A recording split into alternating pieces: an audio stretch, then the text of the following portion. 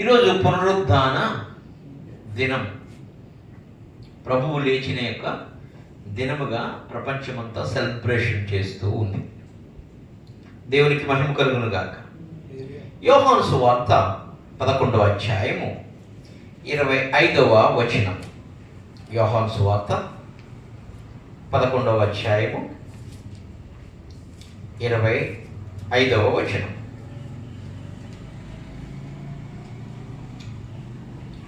అందుకు యేసు, పునరుత్థానమును జీవమును నేనే, నా యందు విశ్వాసముంచువాడు చనిపోయినను బ్రతుకును. పునరుద్ధానమును జీవమును నేనే. హల్లెలూయా, హల్లెలూయా. దేవుడైన యేసు పునరుద్ధానమును జీవమును నేనే. పునరుద్ధాన శక్తి అంటే ఏంటో కొంచెమంత నాకు తెలిసిన మేరకు కొన్ని విషయాలు చెప్పడానికి ప్రయత్నం చేస్తాను. పునరుద్ధాన శక్తి అంటే ఏంటి, పునరుద్ధాన బలము అంటే ఏంటి, ఆ పునరుద్ధాన బలమే నా బాహుబలము తక్కువైందా అన్నాడు. హల్లెలూయా. ఈ పునరుద్ధాన శక్తి, పునరుద్ధాన ఆత్మ, పునరుద్ధాన బలము, పునరుద్ధాన శక్తి యేసులో ఉందంట. ఆ యేసులో జీవము కూడా ఉందంట. పునరుద్ధానమును జీవమును నేనే అన్నాడు. అసలు ఎందుకు పునరుద్ధానం కావాలి మనిషికి అంటే, చచ్చిపోయిన వాళ్ళందరినీ లేపే దినాన్ని పునరుద్ధాన దినము అన్నారు. హల్లెలూయా. ఏంటి, చచ్చిపోయిన వాళ్ళంటే జీవము లేని వారందరినీ లేపే దినాన్ని పునరుద్ధాన దినము అన్నారు. అందుకని పునరుద్ధానమును జీవమును నేనే అన్నాడు యేసు ప్రభు. అయితే సొలొమోను అంటాడు, ప్రతిదానికి ఒక సమయము కలదు అన్నాడు. అన్నాడా లేదా? ప్రతిదానికి ఒక సమయము కలయేగైనా, పుట్టుటకైనా, గిట్టుటకైనా, లేచుటకైనా, దుఃఖించుటకైనా, నాటుటకైనా, పెరుకు వేయుటకైనా, దేనికైనా ఒక సమయము కలదని సొలొమోను కూడా వాక్యము చెప్పి ఉన్నాడు. హల్లెలూయా.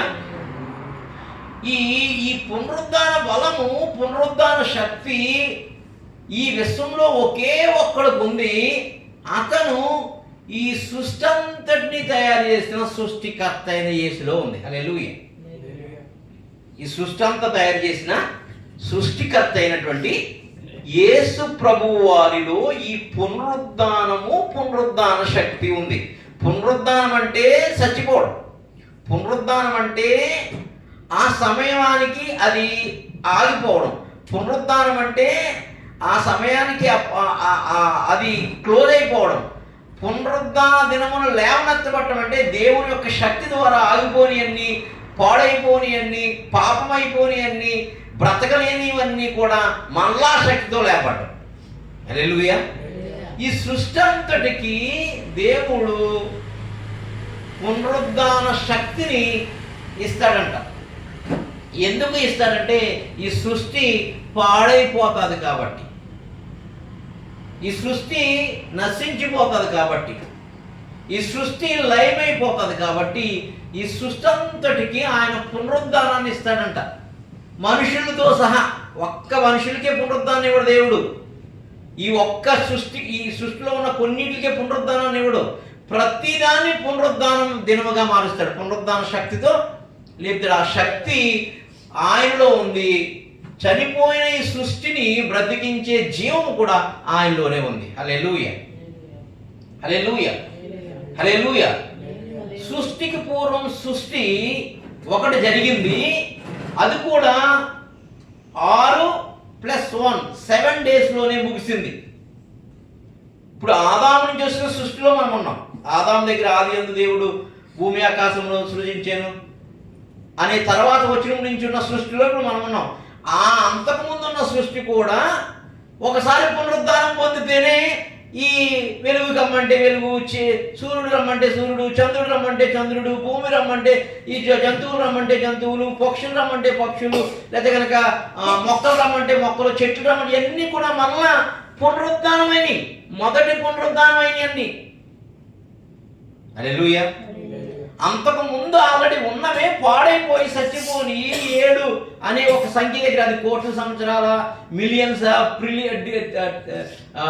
బ్రిలియనా, ట్రిలియనా, ఏ ఇయర్ నాకు తెలియదు. కరెక్ట్గా 6 కానీ 7. ఎందుకంటే మరలా కొత్త సృష్టి కూడా 6 రోజులతోటే ముగించాడు. మరి 7 రోజులైనా విశ్రమించబడి కాబట్టి మరలా కొత్త సృష్టి ఆరంభమైంది. ఇది ఇప్పుడు మరలా పునరుద్ధాన దినం కొరకు ఎదురు చూస్తుంది. ఇప్పుడు యేసుప్రభు ఎట్లా అయితే లేచి ఉన్నారో అట్లా పునరుద్ధాన దినం కొరకు లేస్తుంది, ఎదురు చూస్తుంది. కానీ ఈ పునరుద్ధానం దానికి ఎలా వస్తుంది అంటే కనుక, పునరుద్ధాన శక్తి ఏదైతే ఉందో ఆ పునరుద్ధాన శక్తి పేరే సృష్టికర్త. ఆ సృష్టికర్త కాల పరిమితి పెట్టాడు 6 లేక 7,000 సంవత్సరాలని ఈ పీరియడ్లో. అంతకుముందు ఎన్ని కోట్లు ఎన్ని మిలియన్ సంవత్సరాలు జరిగిందో మనకి తెలియదు. ఈ 6 లేక 7,000 సంవత్సరాల తర్వాత రెండవ పునరుద్ధానం జరగబోతుంది. ఈ సృష్టికి మొదటిదోటి అయిపోయింది, రెండోదోటి జరగబోతుంది. హల్లెలూయా, హల్లెలూయా, హల్లెలూయా. ఈ రెండోసారి జరిగిపోయే పునరుద్ధానమే లో మనుషులందరూ ఉన్నారు, జంతువులన్నీ ఉన్నాయి. ఇవన్నిటిని మళ్ళీ ఆయన లేవనెత్తబోతున్నాడు. లేవనెత్తిన తర్వాత చెప్తున్న మాట ఏంటంటే, పునరుద్ధాన శక్తి ఇక కొత్త భూమి, కొత్త ఆకాశము, కొత్త శరీరం అని చెప్తున్నాడు. హల్లెలూయా, హల్లెలూయా. పాతవిక గతించెను, సమస్తము కొత్తవాయనని ఇంతకు ముందు ఎప్పుడు చెప్పలేదు. ఇక హల్లెలూయా. నా మాట అర్థం చేసుకోవాలి. ముందు సృష్టికి పూర్వం సృష్టి జరిగింది, అప్పుడు చెప్పలేదు. ఆ పాడైపోయిన సృష్టిని మళ్ళీ పునరుద్ధాన శక్తితోటి, పరిశుద్ధాత్మ శక్తితోటి మరలా కొత్త సృష్టి చేశాడు, అప్పుడు చెప్పలేదు. ఇప్పుడు చెప్తున్నాడు. యేసుప్రభు అనే పునరుద్ధాన శక్తి, పునరుద్ధాన శక్తి కలిగిన వాడు, మరలా సృష్టి యావత్తు పునరుద్ధానం పొందడానికి కావలసిన జీవం కలిగిన వాడు. ఇప్పుడు కొత్తగా ఒక మాట చెప్తున్నాడు, ఇక కొత్త ఆకాశము, కొత్త భూమి అన్నాడు. హల్లెలూయా. అంటే ఇక పాత ఆకాశం, పాత భూమి, ఇక దానికి మరణం అనేది రాదు. ఇంక మరి పునరుద్ధానం మీద అవసరం ఉండదు. హల్లెలూయా. మరణం అనేది రాదు, పునరుద్ధానం అనేది ఇక అవసరము ఉండదు.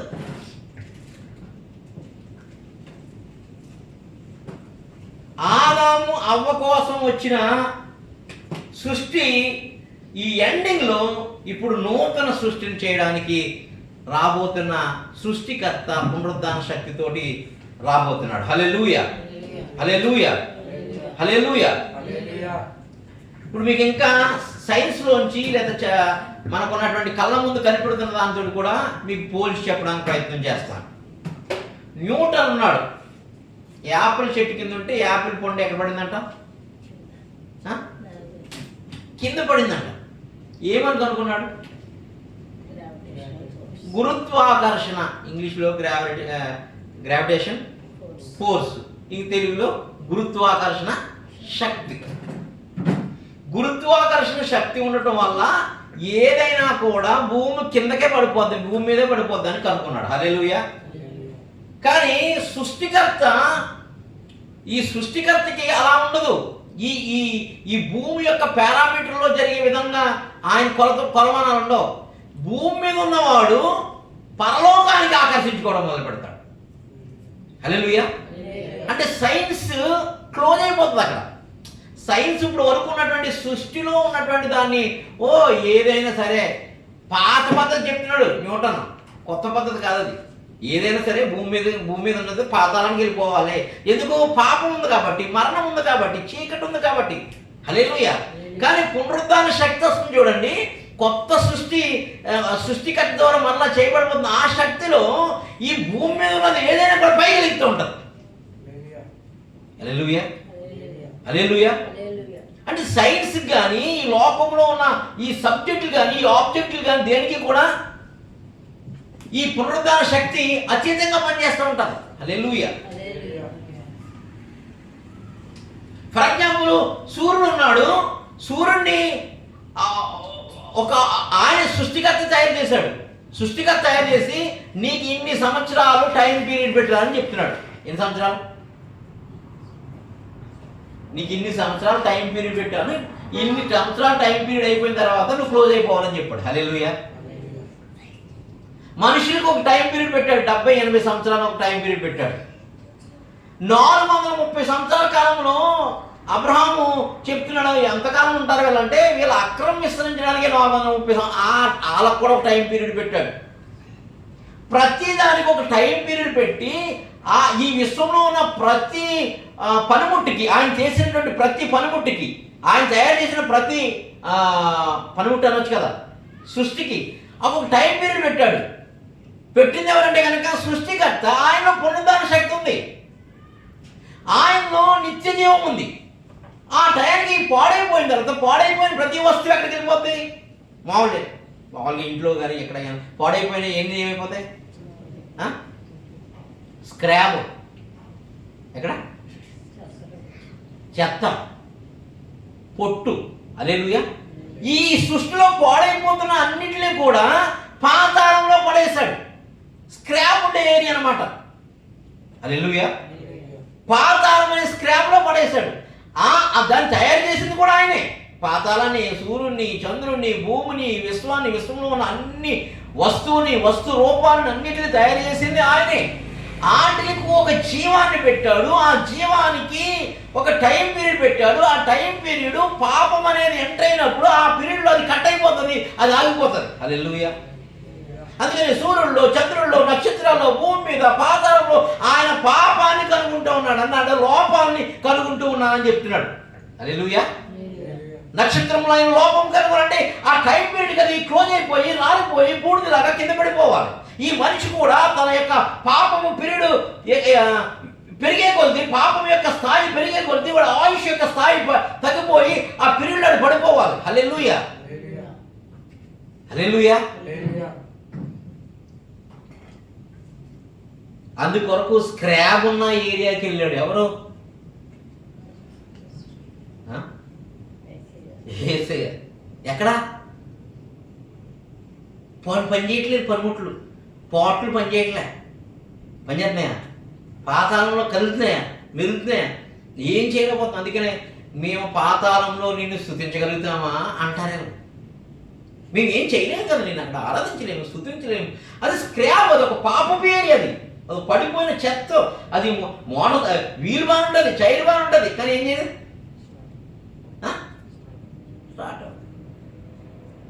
ఫ్యూల్ ఉండదు, దాని టైం ఎక్స్పైర్ అయిపోయింది, అన్నీ అయిపోయి. కానీ దాన్ని తయారు చేసినప్పుడు మాత్రం ఎక్స్పైర్ అవ్వలేదు. హల్లెలూయా. సృష్టికి విరుద్ధంగా ఉంటుంది పునరుద్ధాన శక్తి.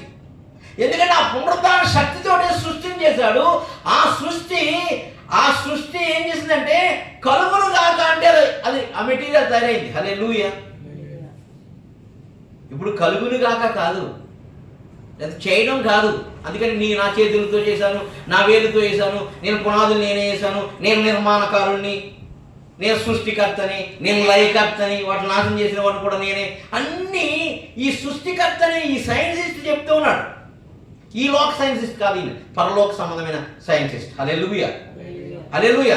ఈ లోక సైంటిస్టులు గ్రావిటీ బోర్డ్ ఇక్కడ ఉంది కాబట్టి కింద పడిపోతారు అంటాడు. లేకపోతే ఆకాశంలో గాలి లేని ప్లేస్లో లేదా అంగారక గ్రహాల మీద అక్కడికి వెళ్ళాలంటే కనుక ఒక ఆక్సిజన్ టెంపర్లో ఫిక్స్ చేసుకుని అక్కడికి వెళ్ళి ఈ ఆక్సిజన్తో బతకాలంటారు.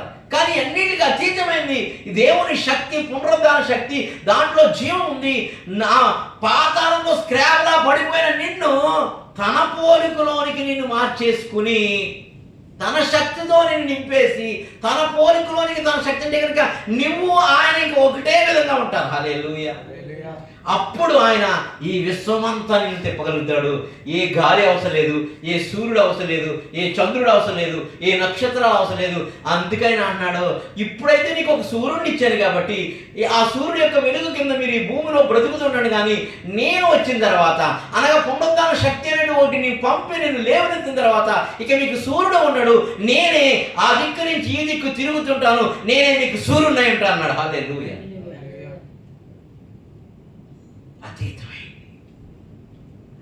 అందుకనే ఏ శక్తి అయితే కనుక నిన్ను తయారు చేసి నేను చంపేస్తానని చెప్పిందో, పాపం చేస్తే ఆ శక్తి చంపేస్తానని రాసిన ఆ ధర్మశాస్త్రం రాసిన ఆయన చచ్చి నిన్ను బతికించడం. ధర్మశాస్త్రం రాసిన వాడు ఎక్కడున్నాడు? అవశ్యంగా వాడు చనిపోతే కానీ ధర్మశాస్త్రము కొట్టివేయబడదు. అందుకని ఎందుకు సృష్టికర్త చచ్చిపోయాడంటే, చచ్చిపోయి ఎందుకు లేచాడంటే ఇక విమోచించడానికి ఆయన రాశాడు. ఈ పాపం వల్ల, ఈ శాపం వల్ల, ఈ తప్పు వల్ల నువ్వు మరణిస్తే పాతాళంలో నీ పనిముట్లు నీకున్న అవయవాలు పని చేయకుండా పడిపోయి ఉంటావు, నేను ఎవడో లేవనెత్తలేను అన్నాడు. హల్లెలూయా. అప్పుడు ఇక ఎన్నటికీ ఆ ధర్మశాస్త్రం మీ మీద ఏలుబడి చేయకుండా ఆయన చచ్చిపోయి మిమ్మల్ని అనగా నన్ను విమోచించాడు. ఇదే పునరుద్ధాన శక్తి. ఎలా విమోచించాడు? ఆయన యందు విశ్వాసం చూడండి. నాకు ఒడుకెడుతున్నాడు. వీళ్ళు ఇప్పుడు లెగుతారు అక్కడ సమాధులు, అక్కడ ఏమంటారు, అలుకి ముగ్గేసి దండలేసి, నేను చూడండి అట్టుకోలు, నేను క్లియర్గా కూడా చూడండి. నేను అట్లా ఇంకా ఇటు అట్టుకోలు ఉన్నా డాడీ అన్నాడు. హల్లెలూయా, హల్లెలూయా, హల్లెలూయా. అవన్నీ ఎప్పుడంటే విశ్వాసం ఉంచటం వలన. ఎవరు యందు? యేసు యందు. విశ్వాసము నిరీక్షణ, విశ్వాసము నిరీక్షణ ప్రేమ. విశ్వాసము నిరీక్షణ అది ఆత్మఫలాలు. విశ్వాసము నిరీక్షణ ప్రేమ. ఈ మూడు ఉంచడం వల్ల ప్రేమ వచ్చి నిరీక్షణ ఉంచిన వాడి అలా మూలుగుతూ ఎప్పుడో ఒక అతను వస్తాడు. అతను వస్తే నా పాడైపోయిన దీన్ని కూడా ఆయన రిపేర్ చేస్తాడు. హల్లెలూయా. పాడైపోయిన పనిముట్లని, పాడైపోయిన బైక్ని, పాడైపోయిన కార్ని, పాడైపోయిన లేకపోతే మన ఇంట్లో ఉన్న వస్తువుని ఎట్లాగైతే ఆ కార్పెంటరో లేకపోతే ఆ మెకానిక్ ఎట్లయితే రిపేర్ చేస్తాడో, ఈ విశ్వమంతటిని రిపేర్ చేయడం ఆయనలోనికి మార్చుకుని ఆయన పోలికలాగా నీకు ఇచ్చేస్తాడు. నీ విశ్వాసం చెప్పిన, నీ విశ్వాస పరిణామం చెప్పిన అప్పుడు ఆయనలో ఉన్న మహిమ నీకు వస్తుంది. హల్లెలూయా. అందుకని నక్షత్రముల మహిమ వేరు, మనుష్యుల మహిమ వేరు అని రాస్తున్నాడు అపోస్తలుడైన పౌలు గారు. హల్లెలూయా, హల్లెలూయా. ఈ సృష్టికర్త ఈ 6 అనే కాలంలో తీసుకొచ్చాడు కొత్త సృష్టిని మళ్ళా చేశాడు ఆదాము అవ్వ నుంచి. అంతకుముందు పాత సృష్టి కూడా 6, 7 అనే సంఖ్య దగ్గర ముగిసింది. అది లక్షల సంవత్సరాల, కోట్ల సంవత్సరాల, మిలియన్స్, బిలియన్స్ అనేది ఇప్పుడు అప్రస్తుతం. హల్లెలూయా. ఇప్పుడు మాత్రము 6000 సంవత్సరాలని డిక్లేర్ చేశారు ఆయన. హల్లెలూయా. ఎన్ని సంవత్సరాలు? 6000 సంవత్సరాలకి ఆయన వస్తాడు. వచ్చి లేపుతాడు. లేపి నిన్ను రిపేర్ చేయడం మొదలు పెడతాడు. పునరుద్ధాన శక్తితోటి, పునరుద్ధాన బలంతో రిపేర్ చేసి 1000 ఏళ్ల వరకు, అనగా 7000 సంవత్సరాల వరకు నీతో ఆయన ఉంచుకుంటాడు. అప్పుడు కూడా నీవు లోపం లేని దానిగా ఉన్నప్పుడు, కనబడినప్పుడు ఇక శాశ్వత కాలము, శాశ్వత మహిమలోనికి నేను తీసుకెళ్ళిపోతాడు. హల్లెలూయా, హల్లెలూయా. అందుకని ఈ రాసిన మాట చూడండి, చాలా గొప్పగా ఉంటుంది. ప్రసంగి 3వ అధ్యాయం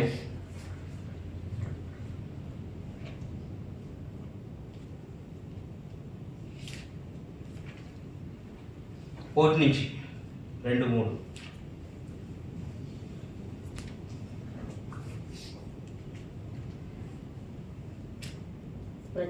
ప్రతిదానికి సమయం కలదు. ఈ బాడీకి సమయం కలదు, ఈ భూమికి సమయం కలదు, ఈ సముద్రానికి సమయం కలదు.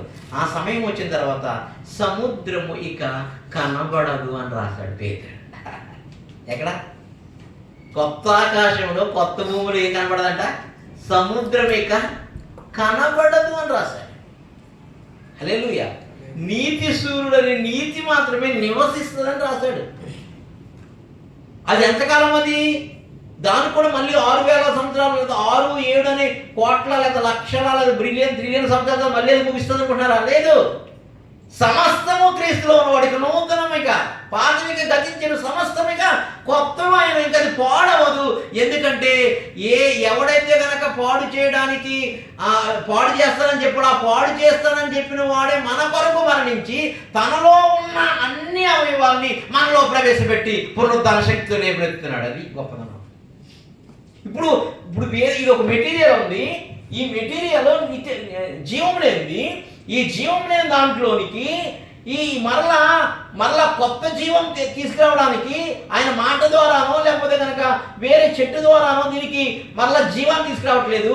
ఈ జీవానికి కారణమైన యేసే దీంట్లో నివసించడానికి వస్తున్నాడు కాబట్టి ఇది నిత్య జీవం. హల్లెలూయా, హల్లెలూయా. అప్పుడు ఈ జీవము, ఈ చెట్టు యొక్క విత్తనము, ఈ చెట్టు కూడా ఆదాము సృష్టి పూర్వం ముందు చచ్చిపోయింది. ఈ చెట్టు ఈ శిలువ తయారు చేయాలంటే ఈ చెట్టు కావాలి, అన్ని చచ్చిపోయినాయి భూమిలో. చచ్చిపోయిన ఆ భూమిలో నా చెట్టును తన మాటతో ఆ విత్తనము మొలకెత్తినప్పుడు ఈ టేక్ అనుకుందాం, ఈ టేక చెట్టు మొలకెత్తింది. మొలకెత్తిన ఈ టేక చెట్టులోంచి ఈ శిలువ తయారు చేయగలిగాం. ఈ శిలువ ఇప్పుడు చచ్చిపోయింది. ఈ శిలువ ఇప్పుడు చనిపోయింది. 6 సంవత్సరాలు లేదా 6,000 సంవత్సరాలు 7,000 సంవత్సరాలకి చనిపోతుంది. దీని టైం పీరియడ్లో ఇది చనిపోయింది. ఈ చనిపోయిన దాన్ని మరలా కొత్తగా ఆదాము తయారు చేసినప్పుడు మళ్ళా మొలకెత్తు మళ్ళా అనే పదాలు ఉండవు. ఆయన చనిపోయాడు. ఎందుకంటే కనుక ఈ సృష్టి అంతా చనిపోయింది పాపం వల్ల. ఇప్పుడు సృష్టికర్త చనిపోయి సృష్టికర్తలో ఉన్న జీవం అంతా ఈ సృష్టిలోని పంపించి కొత్త జీవము, కొత్త ఆకాశము, కొత్త భూమి, కొత్త జీవజల నదులు ప్రవహింపజేస్తున్నాడు. ఇక కొత్తవన్నీ, ఇక పాతవి ఇక గతించి. హల్లెలూయా, హల్లెలూయా. అంటే సృష్టి చేయబడదు, సృష్టికర్త యొక్క జీవమే సృష్టిలోనికి వచ్చేస్తాడు. హల్లెలూయా. సృష్టికర్త యొక్క జీవము, ఆ జీవింపచే ఆత్మ సృష్టిలోనికి వచ్చేస్తుంది. అంతకుముందు కూడా సృష్టికర్త జీవపు మాట వచ్చింది, కానీ పాపం చేయడం వల్ల ఇది చనిపోయింది. పాపం చేయడం వల్ల నేను చనిపోయాను. కానీ ఈ పాపం చేసిన వ్యక్తి చివరిగా ఆ సృష్టికర్త ఒక నిబంధన చేసుకున్నాడు. నీవే నా నిత్య జీవము, నీవే నా విశ్వాసము, నీ రక్తమే నా పాపములకు పరిహారము అని ఆయనతో ఒడంబడిక చేసుకుని ఆయన చిత్త ప్రకారం జీవించినప్పుడు అయినా కూడా ఆ లోపల ఉన్న మరణం మనం చంపివేసినా కూడా యేసుక్రీస్తు యొక్క మరణము మనల్ని సజీవులుగా లేపుతుంది. ఇదే పునరుద్ధాన శక్తి. ఇది యావత్ సృష్టిలో ఉన్న అన్ని ఆబ్జెక్ట్, అన్ని పనిముట్లకి, అన్ని ఏమంటారు దీన్ని, చేతివన్నన్నిటికి అది అప్లైబుల్ అవుతుంది. హల్లెలూయా, హల్లెలూయా. అందుకని ఈ భూమిలో చాలా నీరు ఉంటుంది, ఆ నీరు తాగొచ్చు కానీ చచ్చిపోతాం. హల్లెలూయా. నేనిచ్చు నీళ్ళు తాగువాడు సావడు అన్నాడు. ఇక్కడ లేవయ్యి. నేను ఒకసారి పరలోకం తీసుకెళ్ళాను ప్రభు. నేను పాపంలో ఉన్నాను, బాగా భయంకరమైన పాపపు దాహంలో ఉన్నాను. ఆస్పెసిస్ కానీ కుక్కటిపల్లిలో ప్రార్థన చేసుకుంటున్నాను. మధ్యాహ్నం 1 గంట 2 టైంలో తీసుకుని పోయి ఒక నదిలో దింపారు. హల్లెలూయా. ఆ నది పేరు జీవజల. ఆ నీళ్ళు తాగినవాడు ఎన్నడూ తట్టుకోడు.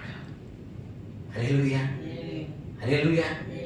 అంటే ఈ నీళ్ళు కానీ, ఈ సముద్రం నీళ్ళు కానీ, లేదా ఈ నూతి నీళ్ళు కానీ, లేకపోతే ఈ బోరు నీళ్ళు కానీ, లేకపోతే కనుక ఏదో చాలా ఆర్టిఫిషియల్గా కిన్లే వాటర్ ఏవో తయారు చేసి ఈ నీళ్ళు కానీ ఏమి ఉండవు. ఒకే ఒక నీరు ఉంటుంది పరలోకంలో, జీవజల నది. హల్లెలూయా. ఈ సూర్యుడు ఉంటాడు, ఈ చంద్రుడు ఉంటాడు, ఈ నక్షత్రాల్లో ఒకే ఒక సూర్యుడు ఉంటాడు. ఆయన పేరు యేసు ప్రభు. ఆయనలోనే జీవం ఉంటుంది, ఆయనలోనే వెలుగు ఉంటుంది, ఆయనలోనే నిత్య జీవం ఉంటుంది, ఆయనలోనే గాలి ఉంటుంది. గాలి లేకపోతే చచ్చిపోతాం, కానీ పరిశుద్ధాత్మ గాలి ఉంటే చచ్చిపోయిన ఎముకలు కూడా లేపే గాలి, ఒక గాలి ఉంటుంది. హల్లెలూయా. ఇప్పుడు పడవ గాలని, తూర్పు గాలని, లేదా కనుక దక్షిణ గాలని, రకరకాల గాలిని పేర్లు పెట్టాడు బైబిల్లో. హల్లెలూయా. కానీ ఈ గాలి ఉండవు అక్కడ, ఒకే ఒక గాలి, అది పరిశుద్ధాత్మ గాలి. హల్లెలూయా. ఇది పునరుద్ధాన శక్తి. అనగా ఆయన చచ్చిపోయినప్పుడు ఆయనలో ఉన్న శక్తి చచ్చిపోయిన మనలోనికి పంపిస్తున్నాడు. అలా పంపించే క్రమాన్ని రోమీయులకు రాసిన పత్రికలో పౌలు చెప్తున్నాడు. మనము క్రీస్తులోనికి బాప్తిజం పొందినప్పుడు క్రీస్తులోనికి మరణం అవుతున్నామంటే మనం మరణించి క్రీస్తులో జీవముగా లేపడాలి. హల్లెలూయా. ఆయన లెగిసినప్పుడు కదా, ఆయన లెగిసాడు కదా, ఈ దినాన్ని లేచాడు అని చెప్తున్నాం కదా, ఆ లెగిసినప్పుడు నీవు కూడా ఆయనతో పాటు లెగిసి ఉన్నావు. వచ్చినప్పుడు ఆయన నిన్ను కూడా లేపుతాడు. హల్లెలూయా. ఎలా లేపుతాడు? కొంతకాలమా? కాదు, శాశ్వత కాలం లేపుతాడు. అందుకు ఉంచవలసింది విశ్వాసము, నిరీక్షణ, ప్రేమ. దానికి ముందున్న స్టెప్, విశ్వాసానికి ముందున్న స్టెప్ ఆయన రక్తాన్ని నమ్మాలి, ఆయన సిలువను నమ్మాలి, ఆయన యజ్ఞాన్ని నమ్మాలి, ఆయన దేవుడని నమ్మాలి, ఆయన నామాన్ని నమ్మాలి, ఆ వాక్యం ప్రకారం బతకాలి, ఆ ఆత్మను పొందుకోవాలి, ఆ వాక్యానుసారంగా ఆత్మ జీవింపచేస్తుంది. హల్లెలూయా. ఇవన్నీ అన్ని స్టెప్ బై స్టెప్ ప్రొసీజర్లు పెట్టుకుంటూ వచ్చాడు. హల్లెలూయా. కాబట్టి ఇక నీరు ఉండదు, జీవజల నీరు ఉంటుంది. ఇక ఈ సూర్యుడు ఏ వెలుగు ఏముండవు, చీకటే ఉండదు అక్కడ. హల్లెలూయా. ముందే చెప్తున్నాడు, ఈ భూమి మీదకి వచ్చినప్పుడు ఆయన నాలో ఎంత మాత్రము చీకటి లేదని చెప్తున్నాడు. కానీ పరలోకంకి వెళ్ళిన తర్వాత ఇక చీకటే. ఇంకా విచిత్రం ఏంటంటే ఈ మందిరం ఉంది ఇప్పుడు, కానీ పరలోకంకి వెళ్ళిన తర్వాత నేనే వారికి దేవాలయమే ఉంటాను. హల్లెలూయా. హల్లెలూయా. నేనే వారికి దేవాలయం. ఇప్పుడు భార్య భర్తలు ఉన్నారు, సంబంధం ఉంది, కానీ అక్కడ ఏం చెప్తున్నాడంటే నేనే వారికి భర్తనై ఉంటాను అన్నాడు. హల్లెలూయా. అన్నీ మారిపోతున్నాయి, అన్నీ మారిపోతున్నాయి, అన్నీ మార్చి వెళ్తుంటే ఇంకా అయిపోయిందిరా, నా బతుకు అయిపోయింది, ఈ పాపం వల్ల నా బ్రతుకు అయిపోయింది, ఈ చీకటి వల్ల నా శాపం వల్ల నా బ్రతుకు అయిపోయింది, ఇక నేను లేవలేను అనుకున్న వారందరినీ, పెంట కుప్ప మీద ఉన్న వాళ్ళందరినీ కూడా ఎక్కడెక్కుతాను? సింహాసనం. అదే ఆ సింహాసనం. హల్లెలూయా. మన వాళ్ళు ఇక్కడ ఊళ్ళో లోకల్ లాంగ్వేజ్లో వాడుతూ ఉంటారు, అబ్బా మన రాజుల దగ్గర సింహాసనం. అది కాదు, పెంట కుప్ప అంటే పెంటలాగా పడేసేస్తాం కదా, పెంట కుప్ప మీద మనల్ని. మనం ఒక బాబు చనిపోయాడు, మధ్యాహ్నం 4 గంటలకు చనిపోయాడు. రేపు మధ్యాహ్నం 4 గంటల వరకు లేదు బాడీ, ముందే పాతేశారు. అర్థమవుతుందా? అలా మనం పాడవేయబడతాం మట్టిలో. ప్రతి శరీరం పెంట కుప్పల్లో పాడవేయబడతాం. పెంట మట్టి ఏముంటుంది అక్కడ? ఏముంటుందా?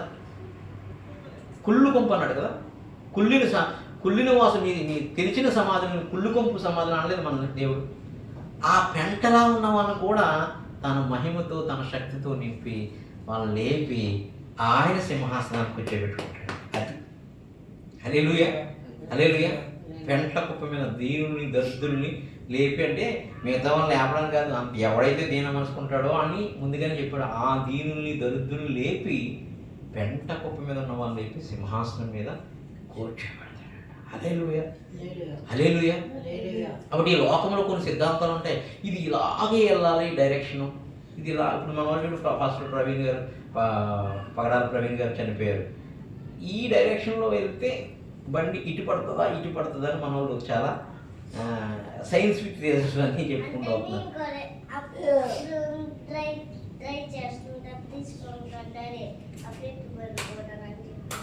హల్లెలూయా. హల్లెలూయా. కానీ ఈ లోకరీతిలో ఒక జడ్జిమెంట్లు ఉంటాయి, ఇలా ఉండాలి, ఇది ఇలా ఉండాలి, ఇలా ఉండకూడదు, ఇలా ఉండకూడదు అని. దేవుడికి అయి ఉండవు. హల్లెలూయా. దేవుడికి అయ్యి ఉండవు. కాబట్టి అతను సముద్రం మీద నడుస్తాడు. హల్లెలూయా. గాల్లో ఎగురుతాడు. హల్లెలూయా. అలాగా విశ్వాసం ఉంచిన వాడిని కూడా సముద్రం మీద నడిపిస్తాడు, గాల్లో ఎగరవేస్తాడు. హల్లెలూయా.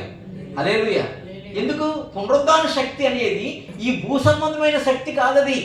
అందుకని పునరుద్ధాన శక్తి అనేది పరిశుద్ధాత్మ శక్తిలో ఉంది, పరిశుద్ధాత్మలో ఉంది ఆ శక్తి అంతా.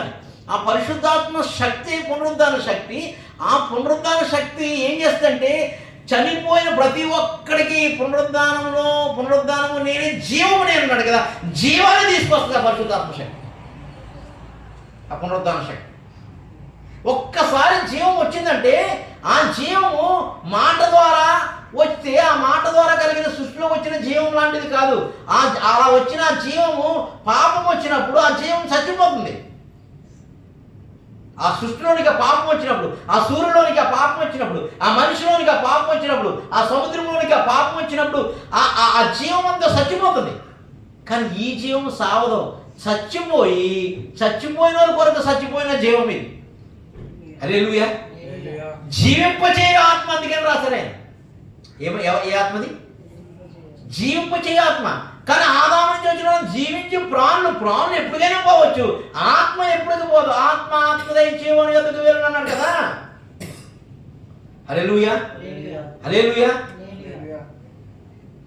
కాబట్టి ఈ పునరుద్ధాన శక్తి ఈ ప్రపంచానికి చివరిగా ఇస్తున్నాడు. మొదటిసారి ఎందుకు రీక్రియేట్ చేశాడు, రెండోసారి ఎందుకు చేశాడు అంటే వాక్యం సెలవిస్తుంది, ఆయన ఒక మారు పలుకును, 2 మార్లు పలుకును, 3వ మారు పలకడు. 1000 ఏళ్ల వరకు ఇంక మళ్ళా పలకటాలు ఉండవు, 1000 ఏళ్ల వరకు తప్పు చేస్తే ఇంక పలకటాలు ఉండవు, నరకానికి చేస్తాడు. హల్లెలూయా. ఒక మారు పలుకును, ఒక సృష్టిలో పలికాడు, 2వ సృష్టిలో కూడా పలుకుతున్నాడు. ఇక 3వది లేచిన తర్వాత 1000 ఏళ్ల పరిపాలనలో ఇంకా పలకడం, తీర్పు తీరుస్తాడు. హల్లెలూయా, హల్లెలూయా అని లేఖనానికి కూడా ఈ రెండు సృష్టిలు సరిపోతున్నాయి. హల్లెలూయా. అదే ఇంకా నేను లోతుగా చెప్పాలనుకున్నాను కానీ వినుటకు చెప్పు గలవాడు వినిగా కానీ వినకపోతే మళ్ళీ నన్ను అంటారు. హల్లెలూయా, హల్లెలూయా, హల్లెలూయా. కాబట్టి యేసు 3.5 దినములలో లేచాడు. ఏంటి 3.5? అప్పటి వరకు ఎన్ని దినాలు ఉన్నాయి? ఎన్ని దినాలు జరిగినాయి? 4,000 సంవత్సరాలు కదా యేసుప్రభు పుట్టే వరకు.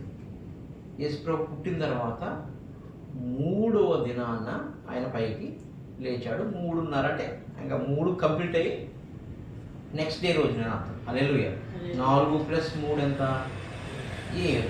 అంటే కరెక్ట్గా 7,000 సంవత్సరంలో యేసుప్రభు మనల్ని లేపేస్తాడు. ఇప్పుడు 6,000 కంప్లీట్ అయ్యి 7లోనికి వచ్చామంటే ఈ పునరుద్ధాన దినం కోసం కాదు. ఆయన ఎవడా అసలు? ఆయన మరణం ఏమన్నాడు? ఆయన ప్రాణము పెట్టుటకు ప్రాణము తీసుకొనుటకు నాకు అధికారం కలదు. ఎందుకు? అది ఎక్కడున్నా బతికి ఉంటుంది. హల్లెలూయా, హల్లెలూయా. అది ఎక్కడున్నా బతికి ఉంటుంది. మరి ఎందుకయ్యా 12 గంటల నుంచి 3 గంటల వరకు చచ్చిపోయాడు? ఆ 3 గంటల టైంలో ఎందుకు చచ్చిపోయాడయ్యా? ఎందుకు చచ్చిపోయాడంటే ఈ సర్వమానవాళి పాపం ఆయన మీద వేసుకున్నాడంట. ఎవరి పాపం? సర్వమానవాళి పాపాన్ని ఎవరి మీద వేసుకున్నాడు? ఆయన మీద వేసుకుంటే వేసుకున్నందుకు సావు వచ్చిందంట. హల్లెలూయా. మనకేమొచ్చింది? పునరుద్ధాన శక్తి వచ్చింది, పునరుద్ధాన బలం వచ్చింది, పునరుద్ధాన జీవం వచ్చింది. ఇక బలం ఉన్నది అనమాట. హల్లెలూయా. అందుకు దాన్ని చంపడానికి అధికారం పొందుకున్నారు రోమీలు, అంతే. లేకపోతే ఆయన సచ్చినా కూడా చంపినా కూడా సావు. ఆయన చెప్తున్నాడు పలానా టయానికి నేను ప్రాణం పెడతాను అన్నాడు. ఎందుకు పెడతా అన్నాడు? చల్లపూట వేళ 3 గంటలకు వచ్చాడంట. ఎక్కడికి? ఆదాము అవ్వ దగ్గరకు వచ్చాడు. ఆదాము అవ్వ దగ్గరకు వస్తే అప్పటికి ఆ ఏదైనా తోట ఎప్పుడు వెలుగుతూ ఉంటుంది. ఒక చెట్టు మాత్రమే వెలుగుతుందంట. అన్ని చెట్లునేమో చీకటి అయిపోయి అంట. చీకటి ఎందుకు? 12 గంటల మొదలుకొని రమారమే 3 గంటల వరకు చీకటి భూమి మీద కమ్ముకున్నది. కాబట్టి అక్కడ కూడా సరిగ్గా సాయంత్రం టైంలో వచ్చారు యేసుప్రభు. యెహోవాదేవుడు వచ్చాడు. వస్తే అన్ని చెట్లు చీకటి అయిపోయి అంట. ఒక్క చెట్టు దగ్గర మాత్రమే వెలుగుందంట. ఒక్క చెట్టు దగ్గరే వెలుగుందంట. ఆ చెట్టు పేరు జీవ వృక్ష ఫలం. ఆ చెట్టు వెనక్కి వచ్చేది దాక్కున్నాడంట. అందుకని తోట చెట్ల మధ్యన 2:9 ఆ తోట మధ్యలో 2 చెట్లు వేయబడింది. హల్లెలూయా. ఒకటే మూడు తినేసారు, ఇంకొక చెట్టు ఉందనమాట. ఆ తోట చెట్ల మధ్యన. అందుకని ఆయన మధ్యవర్తి ఉన్నాడు భూమికి ఆకాశానికి. ఆయన నరుడికి దేవుడికి మధ్యవర్తి ఉన్నాడు. ఆ మధ్యవర్తి అయిన మధ్య చెట్టే ఆ తోటలో ఉన్న మధ్య చెట్టు, అనగా జీవవృక్షం అన్న చెట్టు. ఆ చెట్టు అని కొంచెం కాపాడంట. దేవుడు వచ్చాడంట. చూసేటప్పటికి మొత్తం పాపం అయిపోయింది. కోపం వచ్చేస్తుందంట. కొడదామనేటప్పటికి ఆ చెట్టు 2 చేతులు చాపి వీళ్ళని హత్తుకుని కాపాడుతూ ఉందంట. హల్లెలూయా, హల్లెలూయా. జీవవృక్షం అనే చెట్టు యేసుప్రభు ఆయన. అదే జీవం ఆయనలో ఉంది. అప్పుడు యెహోవా దేవునికి యేసుప్రభుకి కొత్త నిబంధన అగ్రిమెంట్ నడుస్తుందంట. ఆ నిబంధన అంతా వీళ్ళిద్దరు వెనకాలను వింటున్నారంట. తండ్రి, వీరు ఏం చేయుచున్నారు? వీరు ఎరుగును కనుక వీరిని క్షమించు అన్నాడంట. ఇక్కడ పలుకుతున్నాం మనం. అక్కడ 7 మాటలు అక్కడ ఉన్నాయి. నేను చెప్తాను 7 మాటలు. హల్లెలూయా, హల్లెలూయా. తండ్రి, వీరేమి చేయుచున్నారో తెలివి కనుక వీరిని క్షమించు. హల్లెలూయా, హల్లెలూయా, హల్లెలూయా. దేవుడు వెళ్ళిపోతూ చెయ్యి విడిచిపెట్టేస్తాడంట. దేవుడు ఎవరిని? జీవవృక్ష ఫలాన్ని. ఎందుకు వచ్చేది? ఈయనిద్దరు పాపమే ఈయన మీదకి వచ్చేసిందంట. హల్లెలూయా. ఎవరు? ఈయనిద్దరు. వాళ్ళిద్దరిలో వచ్చి మనం వచ్చి మన పాపం కూడా హాలంలో ఉందంట. హల్లెలూయా. అందుకే ఆదాము నుంచి మన పాపం వచ్చిందంట. హల్లెలూయా. ఎవరికి అర్థం సావట్లేదు అంటుంది. హల్లెలూయా, హల్లెలూయా. వాళ్ళిద్దరు పాపం ఎవరిలోకి వెళ్ళింది? వాళ్ళ పాపమే మనలోకి వచ్చింది. మన పాపమే వాళ్ళలో ఉంది. వాళ్ళ పాపం మనలోను, మన పాపం వాళ్ళలో ఉంది. కాబట్టి మన పాపం అంతా ఎవరు వేసుకున్నారు అంటే వాళ్ళిద్దరు పాపం ఆయన మీద వేసుకున్నారంటే ఆయన పాపం ఇప్పుడు మన పాపం కూడా ఆయన మీద వేసుకున్నట్టేనా? యేసుప్రభు మీద ఎప్పుడూ వేసుకున్నాడు ఆయన. హల్లెలూయా, అందుకని దేవా దేవా నా చేయి ఎందుకు విడిచితివని అంటున్నాడంట. అక్కడ ఎక్కడ? ఏదైనా చోటలో. హల్లెలూయా. ఈ చెట్టు మీద నిన్ను పట్టుకున్నారు కాబట్టి నువ్వు అపవిత్రుడు అయిపోయావు, నీ మీద పాపం వచ్చేసింది, వాళ్ళ పాపం, కాబట్టి నిన్ను నేను ముట్టనంటాడంట దేవుడు. హల్లెలూయా. అది ఇక్కడ నెరవేరబడుతుంది. నా దేవా నా దేవా నా చెయ్యి ఎందుకు విడనాడితివి అని. అప్పుడు ఆదాముని అవ్వని హత్తుకుని మీ కొరకు నేను బలైపోతానని ఏమైపోయాడు? తండ్రి నా ఆత్మను మీకు అప్ప చెప్తున్నానని అప్పుడు గొర్రెను పట్టుకొచ్చి కోసి ఆ రక్తంతో వీరి పాపాన్ని కడిగి త్వరలో మీ కొరకు ఇదే చెట్టుని దగ్గర మీకు వచ్చారు కదా, అదే సిలువ మీద మీ కొరకు నేను ప్రాణం పెడతానన్నాడంట. హల్లెలూయా హల్లెలూయా హల్లెలూయా హల్లెలూయా. ఇలా తెలివి వచ్చేసిందంట, జ్ఞానం వచ్చేసిందంట, వివేకం వచ్చేసిందంట. అమ్మో ఎప్పుడైనా సరే వచ్చి నా పొండే తినేసి వీళ్ళు బతికేస్తారేమో అని వీళ్ళిద్దరిని కూడా బయటికి వెళ్ళాడంట. హల్లెలూయా. అదే పండు కోసం పరప్రజ్ఞానంలో చెప్తున్నాడు, జయించు వానికి జీవవృక్షం. ఏం జయించాలి? పాపాన్ని. ఎలా జయించాలి? నీ రక్తం ద్వారా. ఎలా జయించాలి? నీ ఆత్మ ద్వారా. అందుకనే ఆత్మనిచ్చింది. ఆ పరిశుద్ధాత్మే పునరుద్ధాన శక్తి. అది నిత్య జీవంకి వారసులుగా మనం మార్చేస్తారు. హల్లెలూయా హల్లెలూయా. అది ఇప్పుడు కరెక్ట్గా ఈ 7,000 సంవత్సరాలు అంటాయి కదా, ఆ పునరుద్ధాన శక్తి దిగి వస్తుంది. ఇప్పుడు దిగొచ్చి ఎవడైతే విశ్వాసం ఉంచుతాడో, ఎవడైతే ఆత్మానుసారంగా బ్రతుకుతాడో, ఎవడైతే కనుక వాక్యానుసారంగా బ్రతుకుతాడో, ఎవడైతే కనుక ఆయన కొరకు ఎదురు చూస్తూ ఉంటాడో వాడికి ఆ జీవవృక్ష ఫలాన్ని ఆ రోజున ఆదాము గెంటేసింది. కానీ ఇప్పుడు కడపటి ఆదాము వచ్చి నా ఆత్మ నా జీవవృక్ష ఫలమును మీకు భుజింపనిత్తును, నా సింహాసనం మీద మిమ్మల్ని కూర్చుండబెట్టుదును, మీకు కొత్త పేరు పెడతానన్నాడు. ఎందుకు? పాత పేరునంతా పాపమే. హల్లెలూయా హల్లెలూయా. మట్టిలో అంత మాయే ఉంది. హల్లెలూయా. అందుకని మహిమతో మారుస్తాడు ఈ మట్టి శరీరాన్ని. హల్లెలూయా. కొత్త పేరు పెడతాడు. హల్లెలూయా.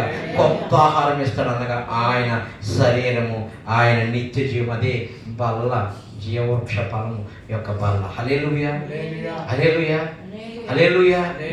కాబట్టి పునరుద్ధానుడనే సృష్టికర్త మన కొరకు మరణించిన మన పాతాళంలో ఉన్న ఈ స్క్రాబంతని పరిశుద్ధాత్మతో నింపి కొత్త దేహాలుగా, అనగా ఆయన పోలికలోనికి మార్చుకుంటాడు.